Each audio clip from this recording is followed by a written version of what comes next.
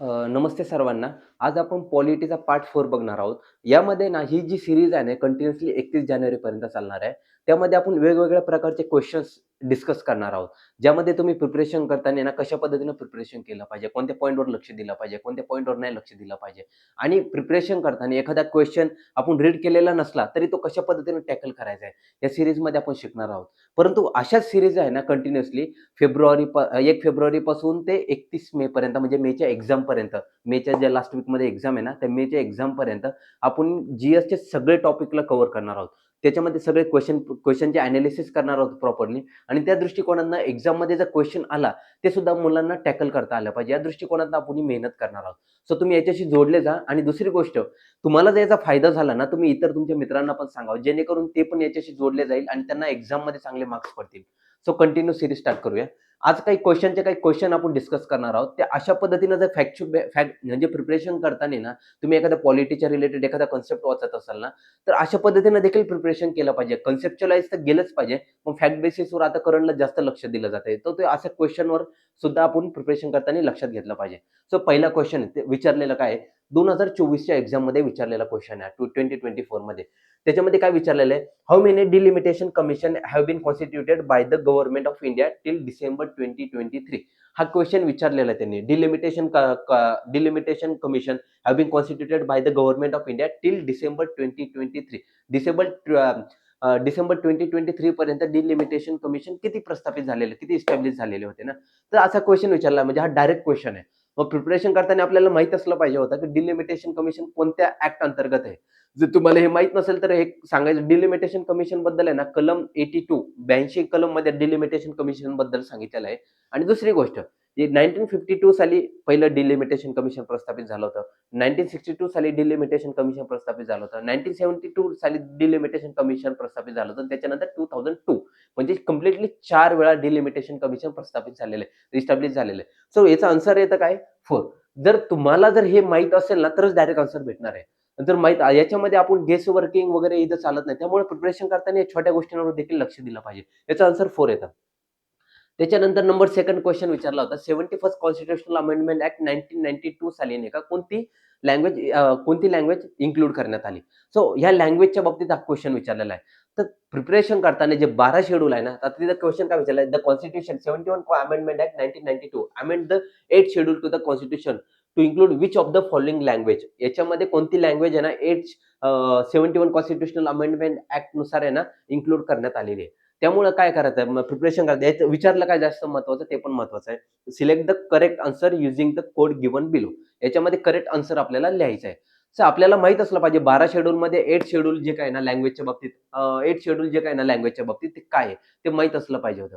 आता 8 शेड्यूलमध्ये आहे ना, त्याच्यामध्ये प्रामुख्याने 3 गोष्टी त्या त्या 8 शेड्यूलमध्ये आहे ना 22 लँग्वेज इन्क्लूड केलेले आहेत, 22 लँग्वेज इन्क्लूड केलेल्या आहेत. त्याच्यामध्ये सुरुवातीला जेव्हा कॉन्स्टिट्यूशन एस्टॅब्लिश झालं होतं ना, आपलं कॉन्स्टिट्यूशन फॉर्म झालं होतं ना, त्यावेळेस 14 लँग्वेज होते. त्याच्यानंतर काही अमेंडमेंट करण्यात आलं.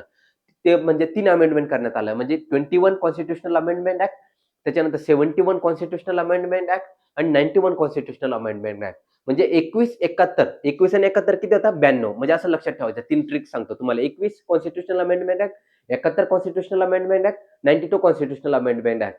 21 आणि 71 किती होतात? 92. म्हणजे थर्ड कोणती? 92 झाली होती. असं लक्षात ठेवायचं. 21st कॉन्स्टिट्यूशनल अमेंडमेंट ॲक्ट नुसार आहे ना, 21 कॉन्स्टिट्यूशनल अमेंडमेंट ॲक्ट नुसार सिंधी इन्क्लूड करण्यात आली होती. पहिलं पॉइंट.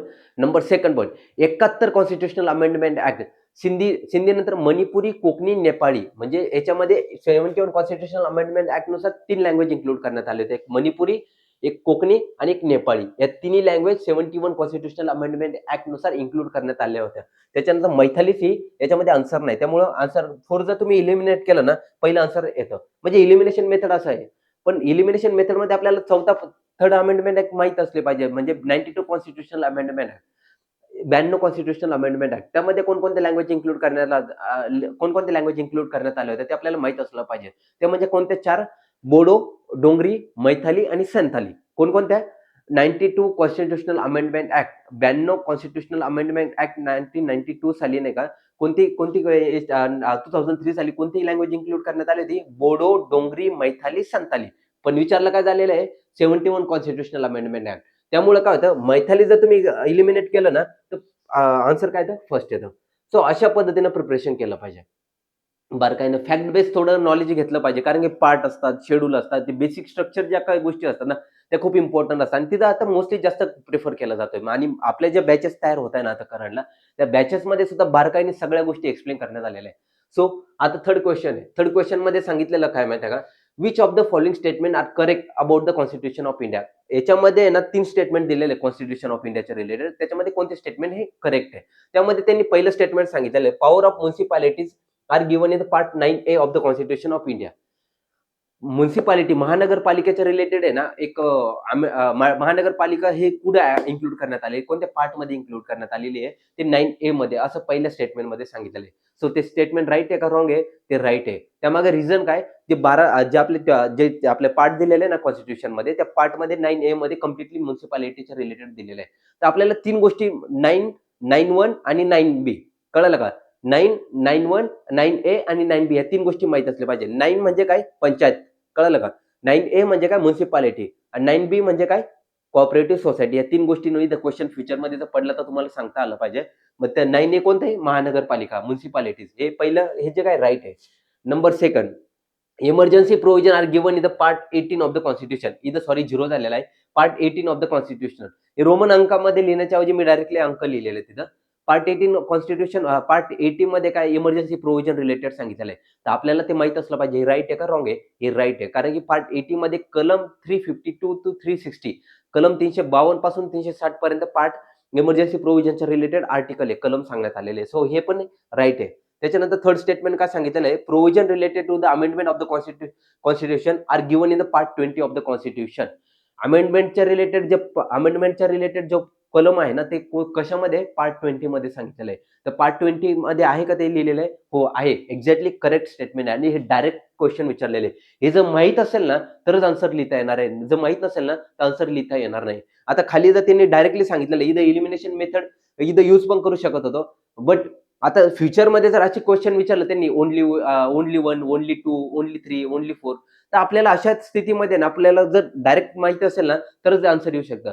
आता करंटला 25-25 साली ओन्ली 1, ओन्ली 2, ओन्ली 3 असे म्हणजे कन्सेप्ट म्हणजे काय म्हणतो विद्यार्थ्यांना कन्फ्यूज होईल या पद्धतीने क्वेश्चन ट्रॅपमध्ये फसवले होते. फक्त आपल्याला प्रिपरेशन करताना एक गोष्ट लक्षात ठेवायची आपल्याला बारकाईने अभ्यास करायचा आहे आणि थोडा वेळ गेला तरी चालेल, पण समजून घ्यायचं आहे आणि थोडे कन्सेप्च्युअलाइज जायचंच आहे, पण फॅक्ट बेस जायचं. जसं आता हे फॅक्ट बेस क्वेश्चन आहे. इथं मार्क्स आपले गेले नाही पाहिजे ना, हा सोपा क्वेश्चन होता. फक्त माहीत असेल तरच आन्सर निघणार होतं. सो अशा पद्धतीने हा तिसरा क्वेश्चन आहे. या पद्धतीनं पॉलिटीचं प्रिपरेशन केलं पाहिजे. आता आपण आज फॅक्ट बेस बघितले, काल काही ट्रॅप बेस्ड क्वेश्चन होते. असे वेगवेगळ्या टाइपचे आपण क्वेश्चन इथून पुढे डिस्कस करणार आहोत. So thank you so much. God bless you all. All the best.